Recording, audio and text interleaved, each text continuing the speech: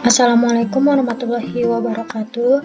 Di sini saya akan mempresentasikan mengenai sejarah retorika dari kelompok 2 yang beranggotakan Alia Agatha Dewi dengan NPM 18106310811, Bambang Waki dengan NPM 18106310862, dan Nabila Rahma dengan NPM 1810631080134.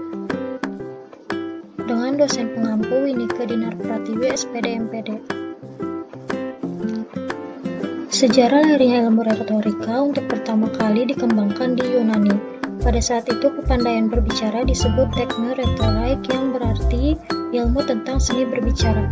Ketika itu orang Yunani dalam mengukur kepandaian dan kehebatan seseorang ditentukan oleh sejauh mana ia dapat berargumentasi atau berdebat dengan baik. Retorika pada zaman Yunani. Tokoh yang terkenal yaitu Aristoteles. Menurut Aristoteles, retorika yaitu the art of persuasion. Keindahan bahasa hanya dipergunakan untuk 4 hal, yaitu yang bersifat korektif membenarkan, instruktif memerintah, sugestif mendorong, dan defensif mempertahankan. Dalam retorika, suatu uraian harus singkat, jelas, dan meyakinkan. Zaman Romawi. Di Romawi yang mengembangkan retorika yaitu Marcus Tullius Cicero.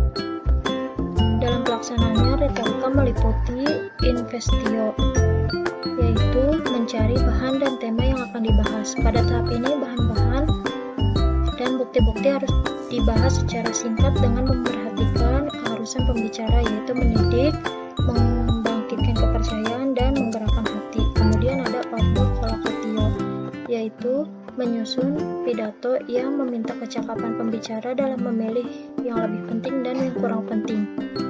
Penyusunan pidato juga meminta perhatian terhadap pendahuluan, pemaparan, pembuktian, pertimbangan, dan penutup. Retorika abad pertengahan. Retorika dianggap sebagai kesenian jahiliyah. Peranan retorika menonjol dalam bidang pertunjukan dan perkembangan agama. Pengembangan ilmu kepandaian berbicara melalui khotbah dalam gereja. Tokoh yang terkenal yaitu Tertullianus, Lactantius, Victorianus, Aurelius Augustinus, dan Johannes Chrysostomus. Lalu muncul peradaban baru di daerah timur, yaitu peradaban Muslim. Tokoh retorikanya yaitu Ali bin Abi Thalib.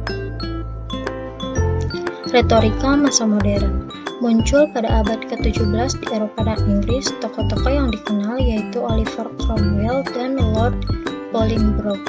Renaissance mengantarkan pada retorika modern. Tokohnya Roger Bacon yang memperkenalkan metode eksperimental.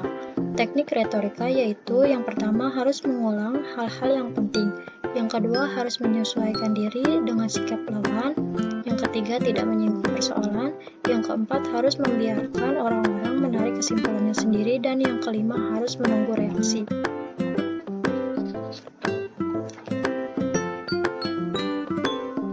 Pada masa ini, aliran pertama retorika yang muncul yaitu aliran epistemologis.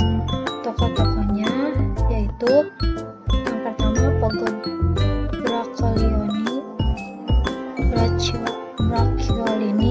yang kedua Valla, yang ketiga Philip Melanchthon, yang keempat Ignatius dan Petrus Canisius, yang kelima Abraham, yang keenam George Campbell, yang ketujuh Richard Whately.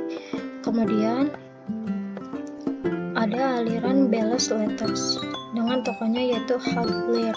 Kemudian ada retorika mutakhir. Yang pertama tokohnya yaitu James Alvinans, yang kedua Charles H. Walbert, yang ketiga William N.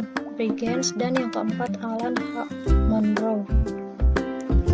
Sekian presentasi dari kelompok 2. Kurang lebihnya mohon maaf. Wassalamualaikum warahmatullahi wabarakatuh.